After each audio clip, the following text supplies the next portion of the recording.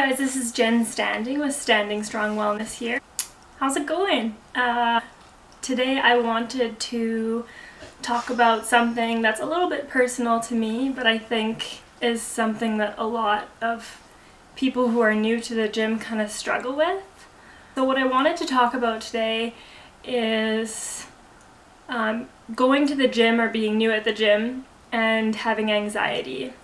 So for those of you who are kind of new to my channel, this is the first video that you're watching, or you haven't read my blog or anything like that, I've struggled with anxiety for the better part of 10 years.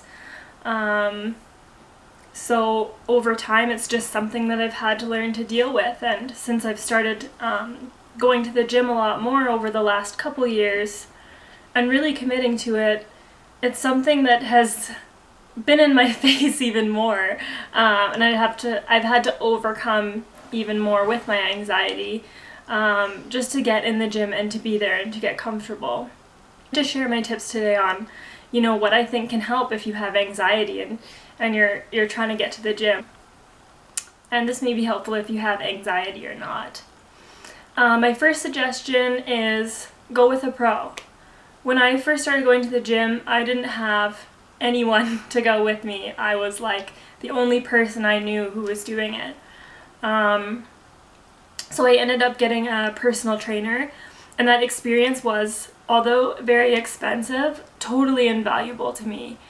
The things that he taught me and the things that I learned, I don't know if I would have gotten that extent of knowledge on my own. If I would have, it would have taken me a lot longer. And having somebody to walk in and meet at the gym and hold me accountable made me, I don't want to say more eager to go, because sometimes I wasn't eager, but it encouraged me to show up. I wasn't worried about, what equipment to use and if I was doing anything right. I had somebody right there who was helping me. So, if you have a friend that can go with you, that's awesome. Friends are great. Even a friend who doesn't know what they're doing, if they're willing to really put the work in and learn with you, that's great. That's awesome.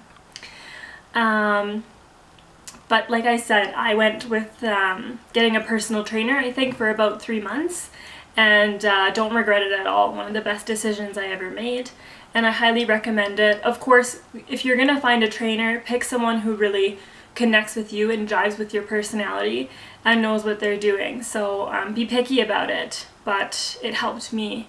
So that's my first tip. My second tip is, and this is really important and something that I think we could all use to work on, is to accept constructive criticism. It's really hard to hear that you're doing something wrong, but when you're new at something, it's bound to happen. And when I first started going to the gym,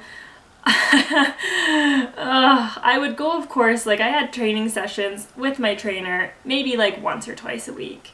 So there were times where I was in there by myself, and being a newbie, I would have people, regulars or people at the gym come up to me and be like, what are you trying to do? Or give me tips and oh, maybe this will help, or you're supposed to release on this machine slowly. It will, you'll get a better feel for it. And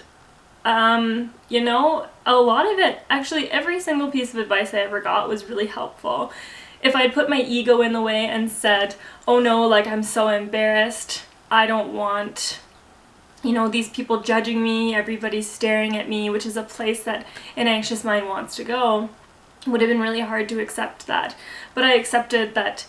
I believed that those people had good intentions for me and wanted to help me. So you have to go in expecting it, go in hoping for it. If somebody's willing to stop their workout or what they're doing, come out of their way to give you advice, as long as it's constructive criticism, not just criticism, but constructive criticism, then that's going to be really helpful.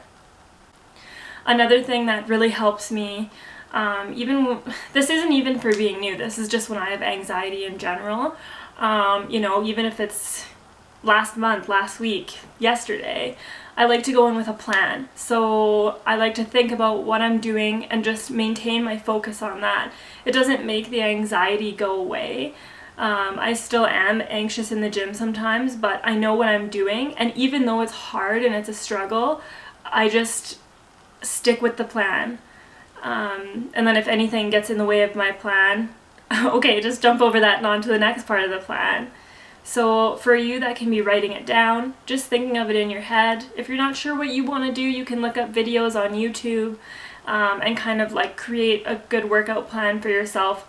I don't always have a plan when I go into the gym, actually. I like to wing it most of the time. But I think that having a plan can definitely help. Lastly, I think this is the most important tip I'm going to give you today. And it's just to overcome. Like, I know that feeling of being so scared you don't even want to leave the house. Trust me, I've been there. I know the feeling of thinking that everybody's staring at you, that you're a screw up. You don't even want to be out in public, you know? But even though I felt that way many times, many times, I still went. It was hard for me emotionally to be there. I might have been a wreck. I'm sure I looked disturbed in some ways while I was working out. Did I always have a good workout?